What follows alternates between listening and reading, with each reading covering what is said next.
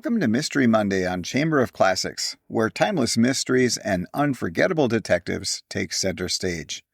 Today's story is The Blue Cross by G.K. Chesterton, the tale that first introduces Father Brown, a quiet country priest whose keen understanding of human nature proves more powerful than any disguise or clever escape. What begins as an ordinary journey soon reveals a mystery hidden in plain sight. Settle in for a story of subtle clues, sharp insight, and unexpected wisdom. And be sure to subscribe so you don't miss any of our future Mystery Mondays.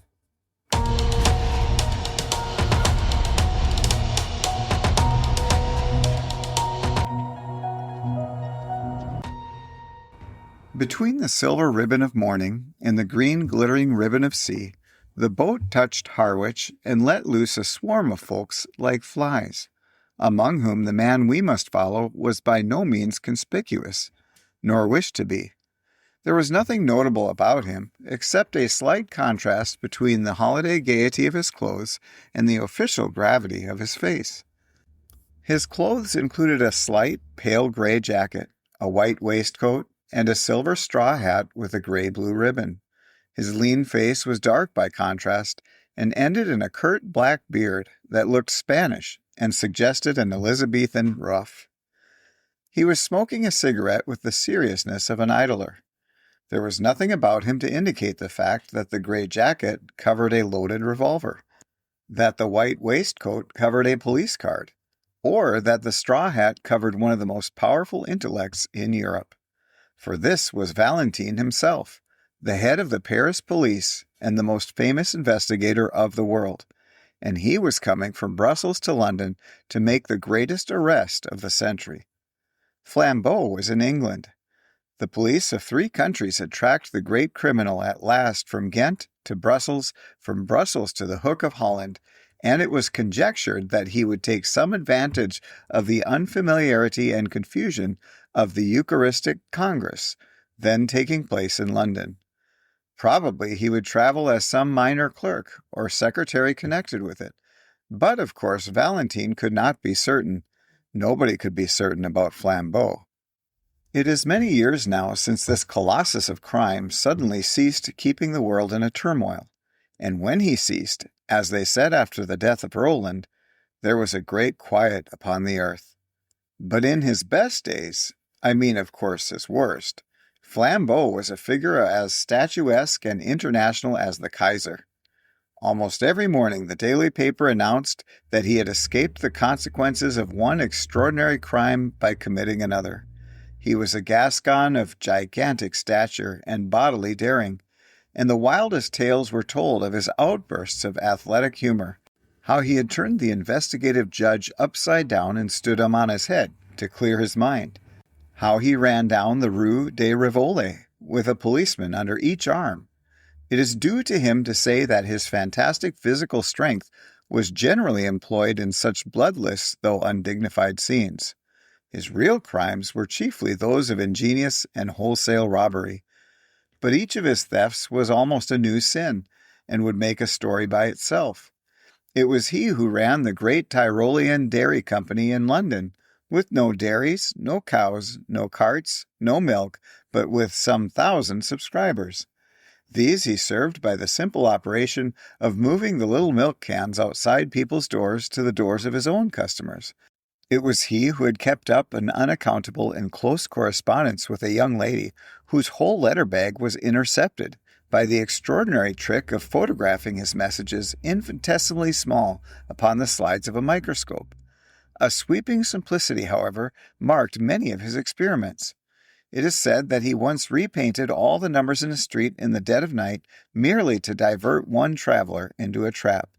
It is quite certain that he invented a portable pillar box, which he put up at corners in quiet suburbs on the chance of strangers dropping postal orders into it. Lastly, he was known to be a startling acrobat. Despite his huge figure, he could leap like a grasshopper and melt into the treetops like a monkey. Hence the great Valentine, when he set out to find Flambeau, was perfectly aware that his adventures would not end when he had found him. But how was he to find him? On this, the great Valentine's ideas were still in process of settlement. There was one thing which Flambeau, with all his dexterity of disguise, could not cover, and that was his singular height. If Valentine's quick eye had caught a tall apple-woman, a tall grenadier, or even a tolerably tall duchess, he might have arrested them on the spot. But all along his train there was nobody that could be a disguised Flambeau, any more than a cat could be a disguised giraffe. About the people on the boat he had already satisfied himself, and the people picked up at Harwich or on the journey limited themselves with certainty to 6. There was a short railway official traveling up to the terminus, 3 fairly short market gardeners picked up 2 stations afterwards, 1 very short widow lady going up from a small Essex town, and a very short Roman Catholic priest going up from a small Essex village. When it came to the last case, Valentine gave it up and almost laughed. The little priest was so much the essence of those eastern flats. He had a face as round and dull as a Norfolk dumpling. He had eyes as empty as the North Sea. He had several brown paper parcels, which he was quite incapable of collecting. The Eucharistic Congress had doubtless sucked out of their local stagnation many such creatures, blind and helpless, like moles disinterred.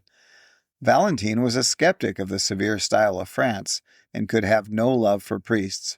But he could have pity for them, and this one might have provoked pity in anybody. He had a large, shabby umbrella, which constantly fell on the floor. He did not seem to know which was the right end of his return ticket. He explained with a mooncalf simplicity to everybody in the carriage that he had to be careful because he had something made of real silver with blue stones in one of his brown paper parcels. His quaint blending of Essex flatness with saintly simplicity continuously amused the Frenchman till the priest arrived, somehow, at Tottenham with all his parcels, and came back for his umbrella. When he did the last, Valentine even had the good nature to warn him not to take care of the silver by telling everybody about it. But to whomever he talked, Valentine kept his eye open for someone else. He looked out steadily for anyone, rich or poor, male or female, who was well up to 6 feet, for Flambeau was 4 inches above it. He alighted at Liverpool Street, however, quite conscientiously secure that he had not missed the criminal so far. He then went to Scotland Yard to regularize his position and arrange for help in case of need. He then lit another cigarette and went for a long stroll in the streets of London. As he was walking in the streets and squares beyond Victoria, he paused suddenly and stood. It was a quaint, quiet square, very typical of London, full of accidental stillness. The tall, flat houses round looked at once prosperous and uninhabited. The square of shrubbery in the center looked as deserted as a green Pacific islet. One of the 4 sides was much higher than the rest, like a dais, and the line of this side was broken by one of London's admirable accidents, a restaurant that looked as if it had strayed from Soho. It was an unreasonably attractive object, with dwarf plants in pots and long striped blinds of lemon yellow and white. It stood specially high above the street, and in the usual patchwork way of London, a flight of steps from the street ran up to meet the front door almost as a fire escape might run to a first-floor window. Valentine stood and smoked in front of the yellow-white blinds and considered them long. The most incredible thing about miracles is that they happen. A few clouds in heaven do come together into the staring shape of one human eye. A tree does stand up in the landscape of a doubtful journey in the exact and elaborate shape of a note of interrogation. I have seen both these things myself within the last few days. Nelson does die in the instant of victory, and a man named Williams does quite accidentally murder a man named Williamson. It sounds like a sort of infanticide. In short, there is in life an element of elfin coincidence which people reckoning on the prosaic might perpetually miss. As it has been well expressed in the paradox of Poe, wisdom should reckon on the unforeseen. Aristide Valentine was unfathomably French, and the French intelligence is intelligence specially and solely. He was not a thinking machine, for that is a brainless phrase of modern fatalism and materialism. A machine only is a machine because it cannot think. But he was a thinking man, and a plain man at the same time. All his wonderful successes, that looked like conjuring, had been gained by plodding logic. by clear and commonplace French thought. The French electrify the world not by starting any paradox, they electrify it by carrying out a truism. They carry a truism so far, as in the French Revolution. But exactly because Valentine understood reason, he understood the limits of reason. Only a man who knows nothing of motors talks of motoring without petrol. Only a man who knows nothing of reason talks of reasoning without strong, undisputed first principles. Here he had no strong first principles. Flambeau had been missed at Harwich, and if he was in London at all, he might be anything from a tall tramp on Wimbledon Common to a tall toastmaster at the Hotel Metropole. In such a naked state of essence, Valentine had a view and a method of his own. In such cases he reckoned on the unforeseen. In such cases, when he could not follow the train of the reasonable, he coldly and carefully followed the train of the unreasonable.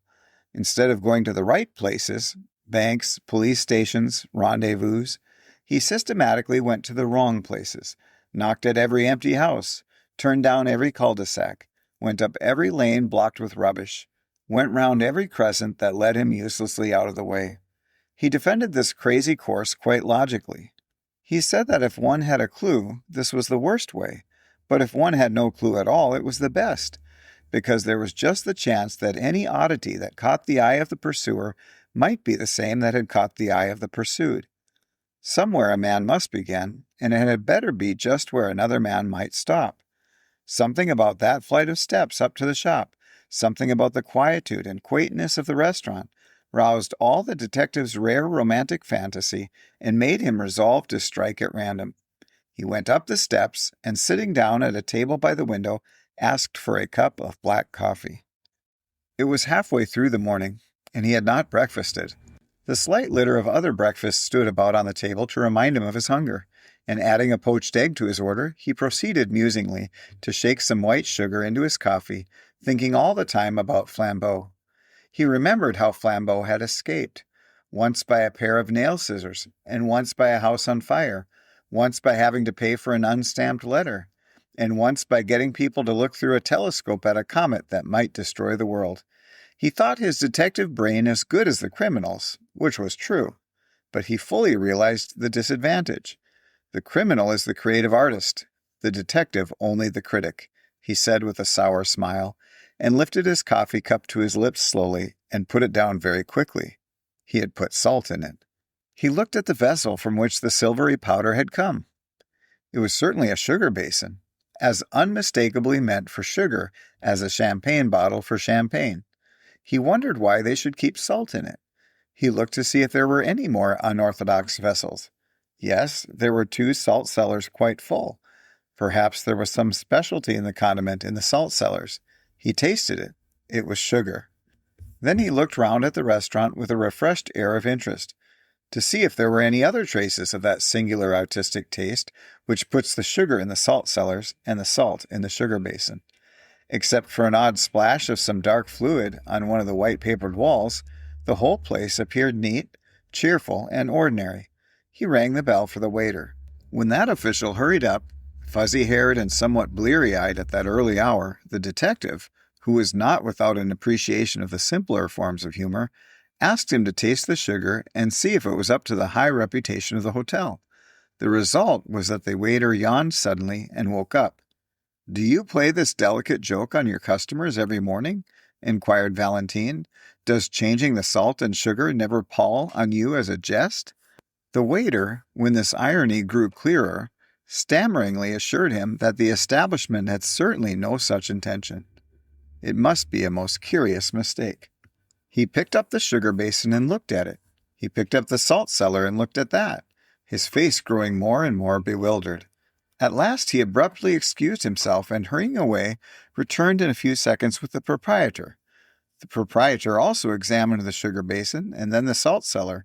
The proprietor also looked bewildered. Suddenly the waiter seemed to grow inarticulate with a rush of words.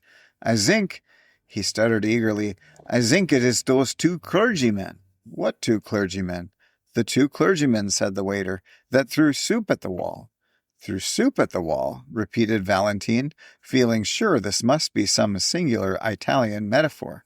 Yes, yes, said the attendant excitedly, and pointed at the dark splash on the white paper. Threw it over there on the wall.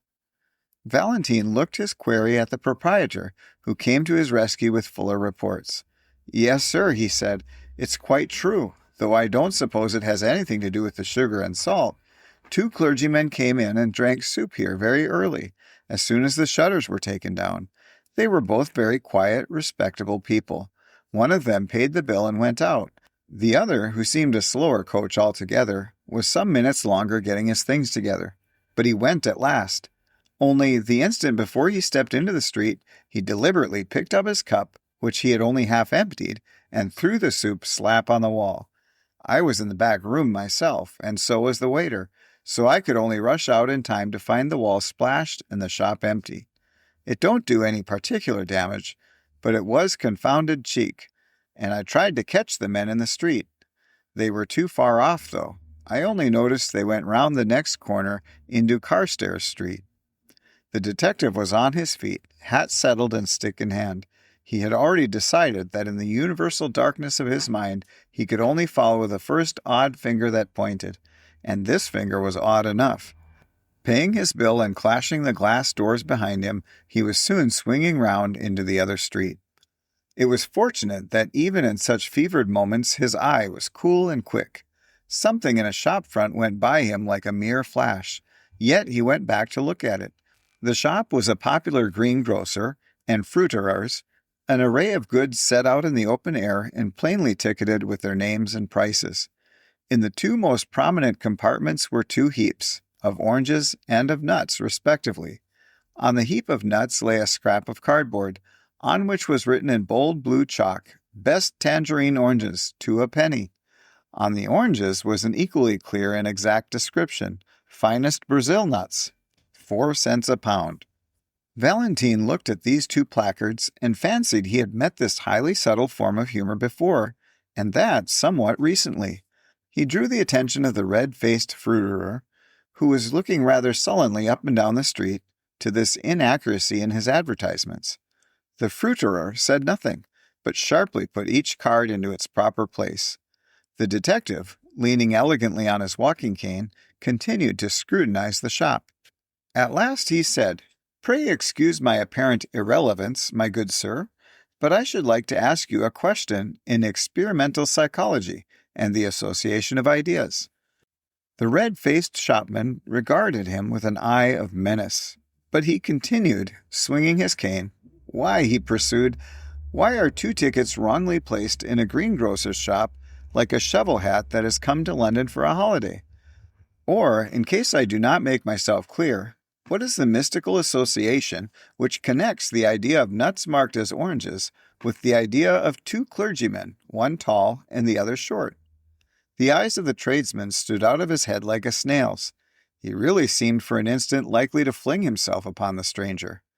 At last he stammered angrily, "I don't know what you have to do with it, but if you're one of their friends, you can tell them from me that I'll knock their silly heads off, parsons or no parsons, if they upset my apples again."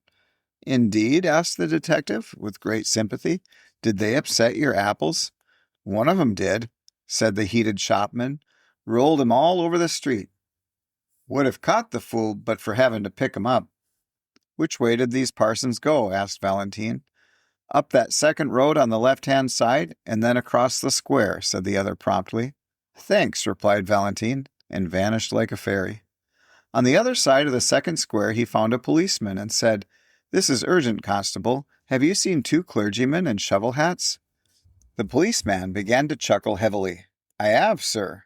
And if you asked me, one of 'em was drunk.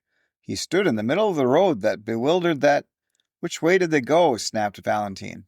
"They took one of them yellow buses over there," answered the man. "Them that go to Hampstead." Valentine produced his official card and said very rapidly, "Call up 2 of your men to come with me in pursuit," and crossed the road with such contagious energy that the ponderous policeman was moved to almost agile obedience. In a minute and a half the French detective was joined on the opposite pavement by an inspector and a man in plain clothes. "Well, sir," began the former, with smiling importance, "and what may—" Valentine pointed suddenly with his cane. "I'll tell you on the top of that omnibus," he said. and was darting and dodging across the tangle of the traffic. When all three sank panting on the top seats of the yellow vehicle, the inspector said, "We could go 4 times as quick in a taxi." "Quite true," replied their leader placidly, "if we only had an idea of where we were going." "Well, where are we going?" said the other, staring.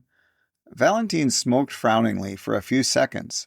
Then, removing his cigarette, he said, "If you know what a man's doing, get in front of him. But if you want to guess what he's doing, keep behind him. Stray when he strays. Stop when he stops. Travel as slowly as he. Then you may see what he saw and may act as he acted. All we can do is keep our eyes skinned for a queer thing." "What sort of queer thing do you mean?" asked the inspector. "Any sort of queer thing," answered Valentine, and relapsed into obstinate silence.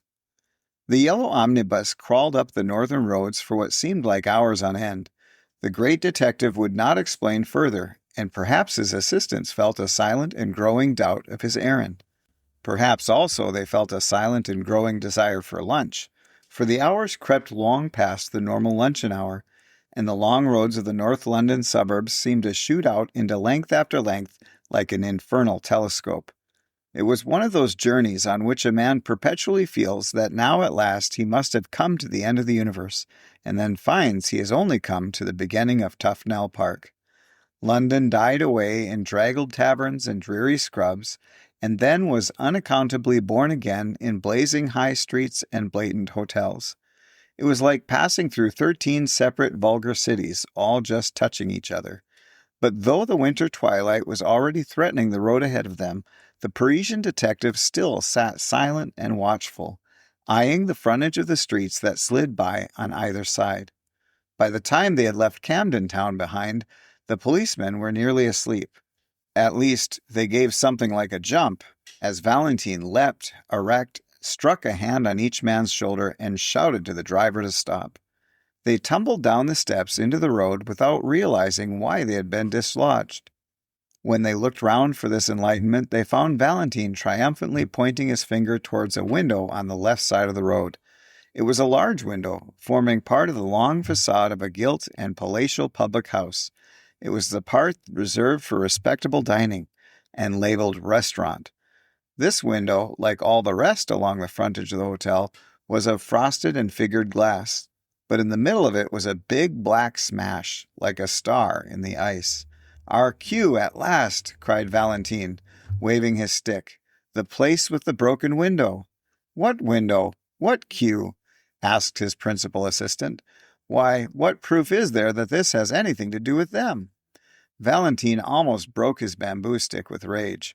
"Proof!" he cried. "Good God! The man is looking for proof? Why, of course the chances are 20 to 1 that has nothing to do with them. But what else can we do? Don't you see we must either follow one wild possibility or else go home to bed?" He banged his way into the restaurant, followed by his companions, and they were soon seated at the late luncheon at a little table and looked at the star of smashed glass from the inside. Not that it was very informative to them even then. "Got your window broken, I see," said Valentine to the waiter as he paid the bill.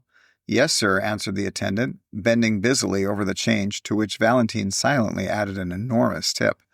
The waiter straightened himself with mild but unmistakable animation. "Ah, yes, sir," he said. "Very odd thing, that, sir." "Indeed? Tell us about it," said the detective with careless curiosity. "Well, 2 gents in black came in," said the waiter, "2 of those foreign parsons that are running about. They had a cheap and quiet little lunch, and one of them paid for it and went out. The other was just going out to join him when I looked at my change again and found he'd paid me more than 3 times too much. 'Here,' I says to the chap who was nearly out the door, 'you've paid too much.' 'Oh,' he says, very cool. 'Have we?' 'Yes,' I says, and picks up the bill to show him. Well, that was a knockout." "What do you mean?" asked Valentine. "Well, I'd have sworn on 7 Bibles that I'd put 4 stone on that bill, but now I saw I'd put 14, as plain as paint." "Well," cried Valentine, moving slowly but with burning eyes. "And then? The parson at the door, he says all serene, 'Sorry to confuse your accounts, but it'll pay for the window.' 'What window?' I says. 'The one I'm going to break,' he says, and smashed that blessed pane with his umbrella." All three inquirers made an exclamation, and the inspector said under his breath, "Are we after escaped lunatics?" The waiter went on with some relish for the ridiculous story. "I was knocked so silly for a second I couldn't do anything. The man marched out of the place and joined his friend just round the corner. Then they went so quick up Bullock Street that I couldn't catch them, though I ran round the bars to do it." "Bullock Street," said the detective, and shot up that thoroughfare as quickly as the strange couple he pursued. Their journey now took them through bare brick ways like tunnels, streets with few lights and even with few windows, streets that seemed built out of blank backs of everything and everywhere. Dusk was deepening, and it was not easy even for the London policemen to guess in what exact direction they were treading. The inspector, however, was pretty certain that they would eventually strike some part of Hampstead Heath. Abruptly, one bulging gas-lit window broke the blue twilight like a bull's-eye lantern, and Valentine stopped an instant before a little garish sweetstuff shop. After an instant's hesitation, he went in. He stood amid the gaudy colors of the confectionery with entire gravity and bought 13 chocolate cigars with a certain care. He was clearly preparing an opening, but he did not need one.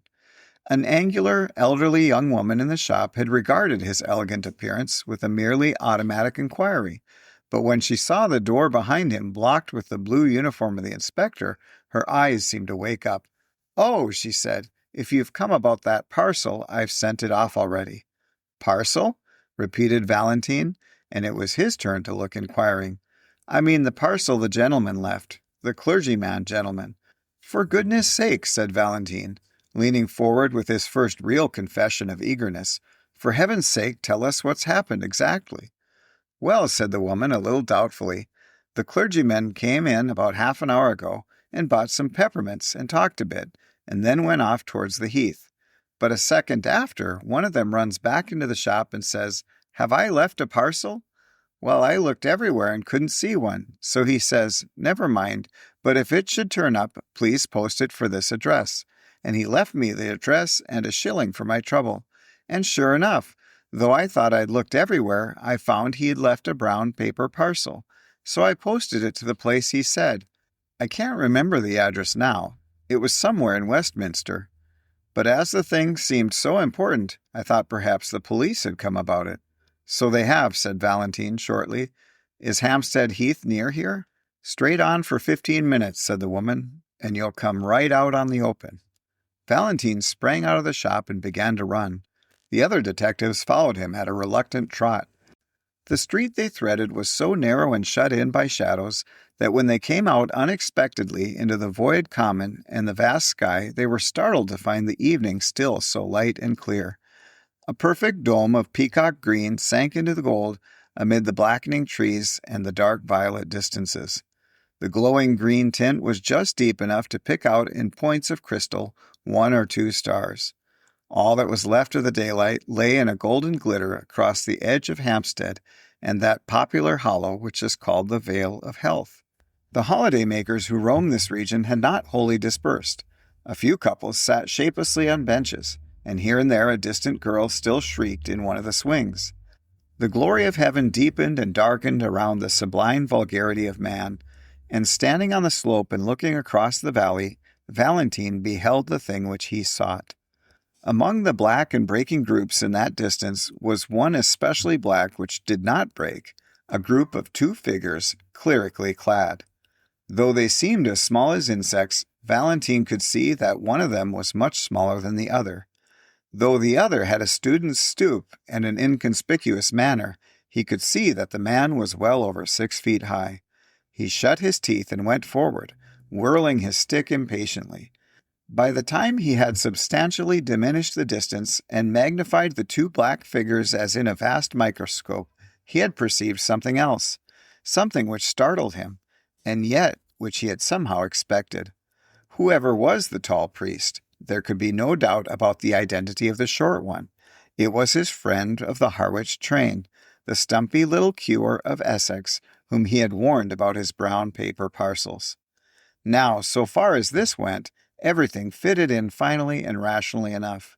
Valentine had learned by his inquiries that morning that a Father Brown from Essex was bringing up a silver cross with sapphires, a relic of considerable value, to show some of the foreign priests at the Congress.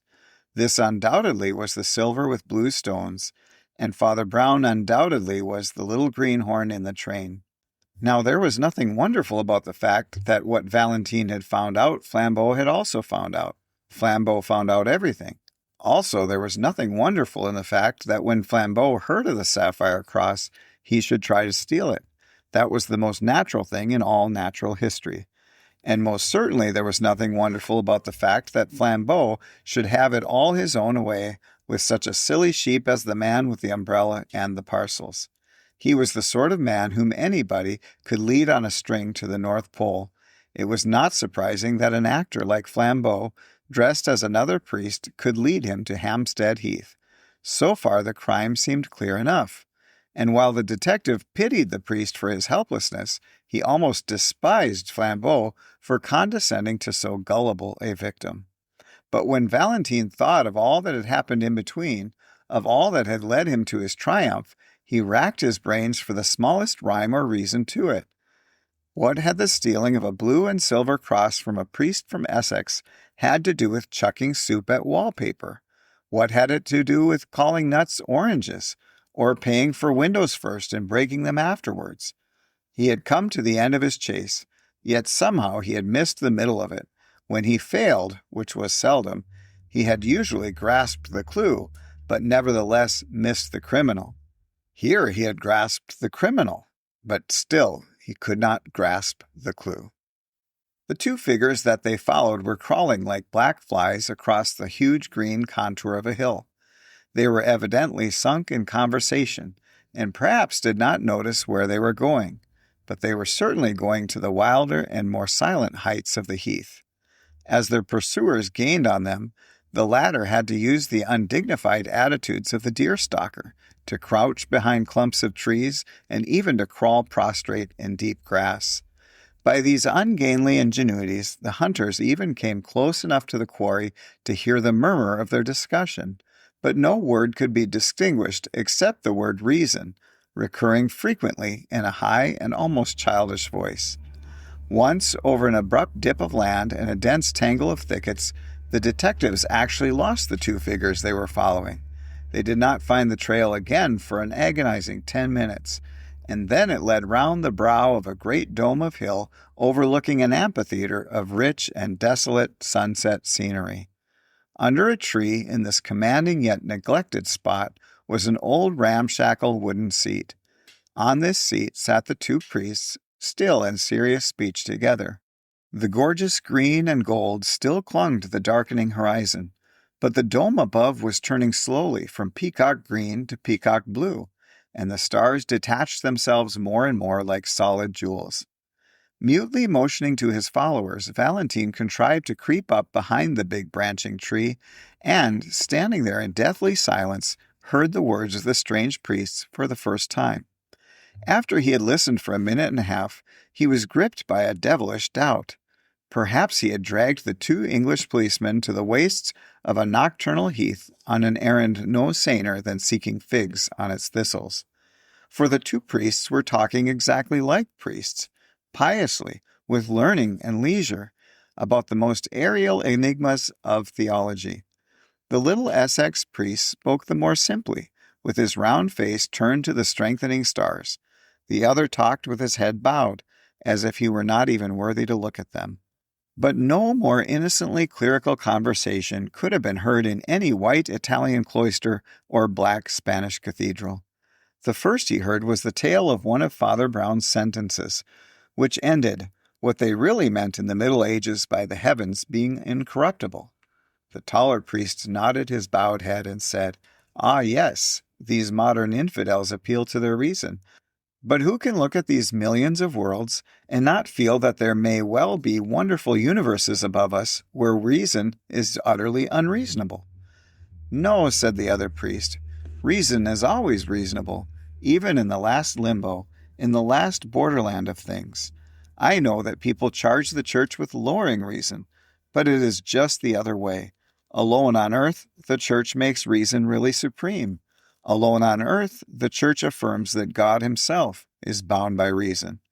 The other priest raised an austere face to the spangled sky and said, "Yet who knows if in that infinite universe—" "Only infinite physically," said the little priest, turning sharply in his seat, "not infinite in the sense of escaping from the laws of truth." Valentine behind his tree was tearing his fingernails with silent fury. He seemed almost to hear the sniggers of the English detectives whom he had brought so far on a fantastic guess only to listen to the metaphysical gossip of two mild old parsons. In his impatience he lost the equally elaborate answer of the tall cleric, and when he listened again, it was again Father Brown who was speaking. Reason and justice grip the remotest and the loneliest star. Look at those stars. Don't they look as if they were single diamonds and sapphires? Well, you can imagine any mad botany or geology you please. Think of forests of adamant with leaves of brilliance. Think the moon is a blue moon, a single elephantine sapphire. But don't fancy that all that frantic astronomy would make the smallest difference to the reason and justice of conduct. On plains of opal, under cliffs cut out of pearl, you would still find a notice board, "Thou shalt not steal." Valentine was just in the act of rising from his rigid and crouching attitude and creeping away as softly as might be, felled by the one great folly of his life. But something in the very silence of the tall priest made him stop until the latter spoke. When at last he did speak, he said simply, his head bowed and his hands on his knees, "Well, I think that other worlds may perhaps rise higher than our reason. The mystery of heaven is unfathomable, and I, for one, can only bow my head." Then, with brow yet bent, and without changing by the faintest shade his attitude or voice, he added, "Just hand over that sapphire cross of yours, will you? We're all alone here, and I could pull you to pieces like a straw doll." The utterly unaltered voice and attitude added a strange violence to that shocking change of speech. But the guarder of the relic only seemed to turn his head by the smallest section of the compass. He seemed still to have a somewhat foolish face turned to the stars. Perhaps he had not understood, or perhaps he had understood and sat rigid with terror. "Yes," said the tall priest, in the same low voice and in the same still posture. "Yes, I am Flambeau." Then, after a pause, he said, "Come, will you give me that cross?" "No," said the other, and the monosyllable had an odd sound. Flambeau suddenly flung off all his pontifical pretensions. The great robber leaned back in his seat and laughed low but long. "No," he cried, "you won't give it to me, you proud prelate. You won't give it to me, you little celibate simpleton. Shall I tell you why you won't give it to me? Because I've got it already in my own breast pocket." The small man from Essex turned what seemed to be a dazed face in the dusk and said, with the timid eagerness of the private secretary, Are you sure?" Flambeau yelled with delight. "Really, you're as good as a 3-act farce," he cried. "Yes, you turnip, I am quite sure. I had the sense to make a duplicate of the right parcel, and now, my friend, you've got the duplicate, and I've got the jewels. An old dodge, Father Brown, a very old dodge." "Yes," said Father Brown, and passed his hand through his hair with the same strange vagueness of manner. "Yes, I've heard of it before." The colossus of crime leaned over to the little rustic priest with a sort of sudden interest. "You have heard of it?" he asked. "Where have you heard of it?" "Well, I mustn't tell you his name, of course," said the little man simply. "He was a penitent, you know. He had lived prosperously for about 20 years, entirely on duplicate brown paper parcels. And so, you see, when I began to suspect you, I thought of this poor chap's way of doing it at once." "Began to suspect me?" repeated the outlaw with increased intensity. "Did you really have the gumption to suspect me just because I brought you to this bare part of the heath?" "No, no," said Brown, with an air of apology. "You see, I suspected you when we first met. It's that little bulge up the sleeve where you people have the spiked bracelet." "How in Tartarus," cried Flambeau, "did you ever hear of the spiked bracelet?" "Oh, one's little flock, you know," said Father Brown, arching his eyebrows rather blankly. "When I was a curate in Hartlepool, there were 3 of them with spiked bracelets. So, as I suspected you from the first, don't you see, I made sure that the cross should go safe anyhow. I'm afraid I watched you, you know. So at last I saw you change the parcels. Then, don't you see, I changed them back again. And then I left the right one behind." "Left it behind," repeated Flambeau, and for the first time there was another note in his voice beside triumph. "Well, it was like this," said the little priest, speaking in the same unaffected way. "I went back to that sweet shop and asked if I'd left a parcel, and gave them a particular address if it turned up. Well, I knew I hadn't, but when I went away again, I did. So, instead of running after me with that valuable parcel, they have sent it flying to a friend of mine in Westminster." Then he added rather sadly, "I learnt that, too, from a poor fellow in Hartlepool. He'd used to do it with handbags he stole at railway stations, but he's in a monastery now. Oh, one gets to know, you know," he added, rubbing his head again with the same sort of desperate apology. "We can't help being priests. People come and tell us these things." Flambeau tore a brown paper parcel out of his inner pocket and rent it to pieces. There was nothing but paper and sticks of lead inside it. He sprang to his feet with a gigantic gesture and cried, "I don't believe you. I don't believe a bumpkin like you could manage all that. I believe you still got the stuff on you, and if you don't give it up, why, we're all alone, and I'll take it by force." "No," said Father Brown simply, and stood up also. "You won't take it by force. First, because I really haven't still got it, and second, because we are not alone." Flambeau stopped in his stride forward. "Behind that tree," said Father Brown, pointing, "are two strong policemen, and the greatest detective alive. How did they come here, do you ask? Why, I brought them, of course. How did I do it? Well, I'll tell you if you like. Lord bless you, we have to know 20 such things when we work among the criminal classes. Well, I wasn't sure you were a thief, and it would never do to make a scandal against one of our own clergy. So I just tested you to see if anything would make you show yourself. A man generally makes a small scene if he finds salt in his coffee. If he doesn't, he has some reason for keeping quiet. I changed the salt and sugar, and you kept quiet. A man generally objects if his bill is 3 times too big. If he pays it, he has some motive for passing unnoticed. I altered your bill, and you paid it." The world seemed waiting for Flambeau to leap like a tiger. But he was held back as by a spell. He was stunned with the utmost curiosity. "Well," went on Father Brown, with lumbering lucidity, "as you wouldn't leave any tracks for the police, of course somebody had to. At every place we went to, I took care to do something that would get us talked about for the rest of the day. I didn't do much harm. A splashed wall, spilt apples, a broken window.